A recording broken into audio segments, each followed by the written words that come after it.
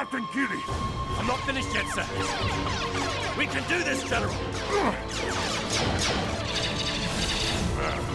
Let's make the end memorable! Welcome back, everyone. Now we're diving into the first major challenge for any prequel fan, Clone Wars fan, or fan of Star Wars in general.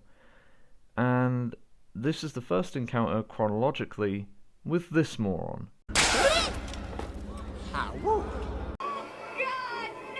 It could be far worse, however, as his first appearance was actually 8 episodes into the first season of Clone Wars, and I remember wanting to strap jumper cables to my nuts and be done with it with how grating that one was. That escalated quickly.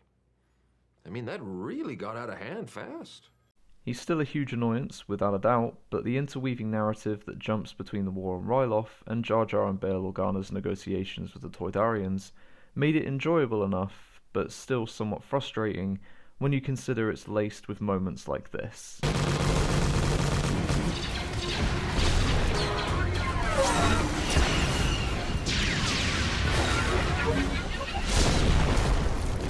Moments, for me at least, that make for some of the most emotional battle sequences ever committed to screen from the Clone Wars.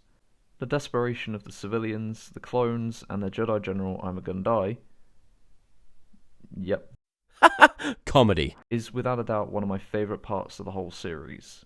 And if it was just witnessing the events play out from Master Dai and Sham Syndulla's perspectives in trying to navigate the invading separatists on world and sticking with the heavy tone of the episode, then this would have easily been in my top 10. But what stops it, unfortunately, is once again... Oh, muy, I love you! You almost got us killed. Are you brainless? I speak. The ability to speak does not make you intelligent. In this episode, we're focusing on Season 3, Episode 3, titled Supply Lines. This episode separates itself between two narratives that ultimately culminate in one singular goal, with trying to obtain support for the citizens of Ryloth. With Master I'm Gonna Die, pause for laughter, and his men holding the front lines with Sham Syndulla and a resistance squad against the invading droids, while Bail Organa teams up with Jar Jar Binks to ask King Katunko of Toydaria for use of their trade routes to maneuver relief supplies to the planet of Ryloth. The reason they are approaching the Toydarians is due to the Republic's inability to break through the separatist blockade around the planet.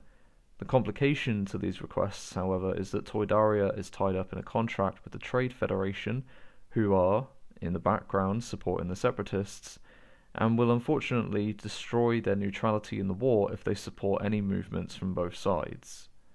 The inclusion of Jar Jar as comedic relief in this episode is to stop it becoming one of the darkest of the series, one in which plays out by witnessing the subjugation of the Twi'leks, the death of many of his people and the clones alike, and the heartbreaking final stand for Master Dai, Captain Keeley and his men as the last line of defense against the droids that are starting to chase the remaining Twi'leks.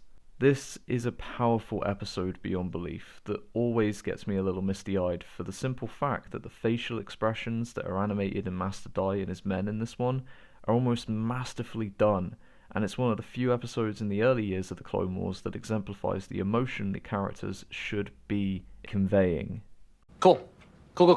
The drama on world is offset by the negotiations from Bail and Jar Jar, who approach King Katunko at the behest of the Jedi. Bail agrees and keeps Jar Jar mostly subdued throughout the episode and leads the conversations and negotiations with the Toydarians before being interrupted by Lot Dodd of the Trade Federation, who informs Katunko that the Republic are approaching him for support without informing them of the bigger picture of what's occurring.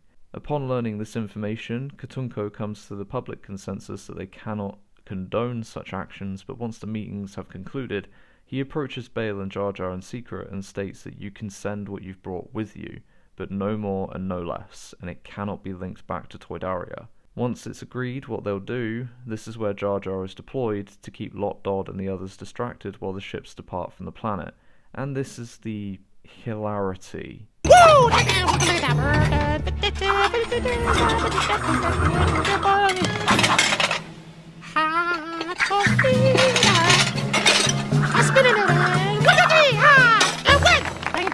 It's honestly not as bad as I'm making it sound, but I'll be glad to never see another episode that includes Jar Jar again, and hopefully Tales of the Jedi and Bad Batch learn well enough to keep him out of it. This collectively does make for a stressful episode, as you sympathise with the heroes on Ryloth and you want the king to actually support the Twi'leks, but his own self-preservation initially steps in until he realises that his morals are stronger, and by way of his culture and his people, he has to adhere to those morals in supporting those that cannot support themselves. It's the nobility to the Toydarians that truly makes the decision for this episode. By the end of the episode, the actions displayed by the Republic were honourable enough for Katunko to choose a side and axe his contract with the Trade Federation, stating that he would like a meeting with an affiliate for the Republic. The weight of this episode is heavy for a 20-minute animated show and delivers some of the most distressing scenes that offer a hard hit of reality in the case of war, even through animation. The idea of these clones doing their very best to protect and relieve the world of invasion and losing more and more by the second is some of the more powerful content in the series, and on this occasion, even though they succeeded in delivering the supplies, they still lost. The Republic took heavy losses in the clones and lost another Jedi.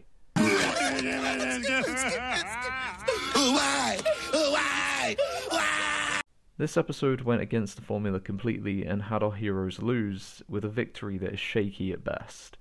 Particularly as we do return to this planet later in the series, then in Bad Batch, and then finally in Rebels at this point in time, meaning we've witnessed Ryloth constantly in a state of oppression from the Separatists, then the Republic, then the Empire.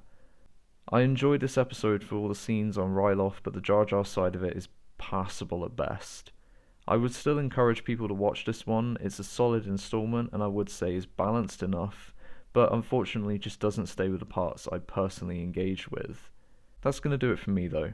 Thank you for dropping by, and do consider subscribing as I love doing these videos and it means a lot to have your support. Leave a like on this video and drop a comment down below letting me know what you thought of this episode of the Clone Wars, and until next time, take care and may the Force be with you.